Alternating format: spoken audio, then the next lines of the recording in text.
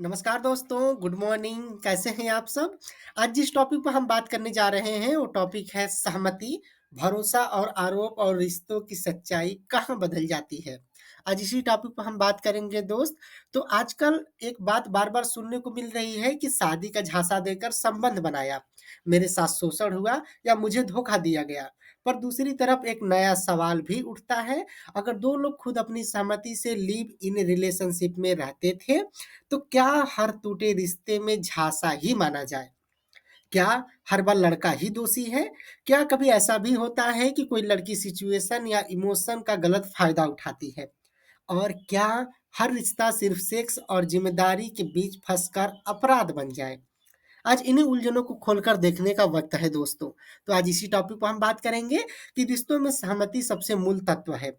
अगर दो लोग अपनी स्वतंत्र इच्छा से, अपने दिमाग और भावनाओं से एक दूसरे के साथ होते हैं तो यह झांसा नहीं बल्कि दो लोगों का निर्णय है।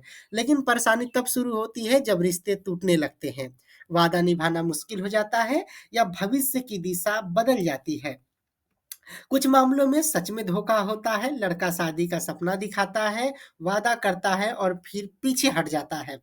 यह गलत है, पर कुछ मामलों में ऐसा नहीं होता। दोनों खुश होकर साथ रहते हैं, संबंध बनते हैं और बाद में किसी वजह से रिश्ता नहीं चल पाता। अब अगर रिश्ता टूटा तो क्या यह शोषण कहलाएगा? समस्या यह नहीं कि कौन लड़की है, कौन लड़का। समस्या यह है कि कानून, भावना और सहमति तीनों एक-दूसरे से अलग करना मुश्किल हो जाता है। कई बार लड़का फँस जाता है क्योंकि लड़की आरोप लगा देती है। कई बार लड़की सच में पीड़ित होती है, पर लोग उसे गंभीरता से नहीं लेते। ये वही जगह है जहाँ हक और दुरुपयोग की सीमा धुंधली हो जाती है। समाज को क्या करना चाहिए? तो बिना सुने किसी को अपराधी न माने। हर बार या हर कहानी का एक सच सामने होता है, एक सच भीतर छुपा होता है। दोनों को सुने बिना फैसला करना अन्याय है। सहमति को सम्मान दें। अगर दो लोग अपनी मर्जी से साथ थे, तो टूटे रिश्ते को अपराध घोषित न करें। सच में पीड़ित लोगों की सुरक्षा और न्याय दें। धोखा, मजबूरी, दबाव यह सब अपराध है। इन पर कठोर कार्रवाई होनी चाहिए।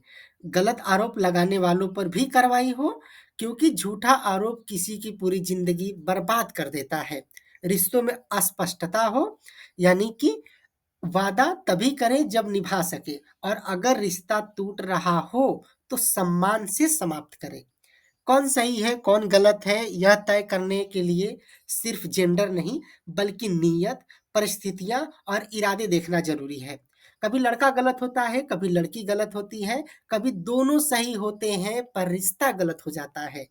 हर कहानी को प्यार, आरोप और सच्चाई के बीच संतुलन से समझना चाहिए।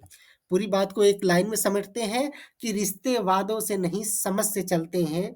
टूटे दिलों में अक्सर सच छुपे होते हैं। ये टॉपिक आपको कैसा लगा? आज आप देखते हैं कि कभी-कभी लड़की सच में पीड़ित होती है या कभी-कभी लड़की सिचुएशन का फ़ायदा उठाती है। कभी लड़का सच में पीड़ित होता है या कभी लड़का सच में धोखा देता है। ये सारी चीज़ें समाज में हो रही हैं।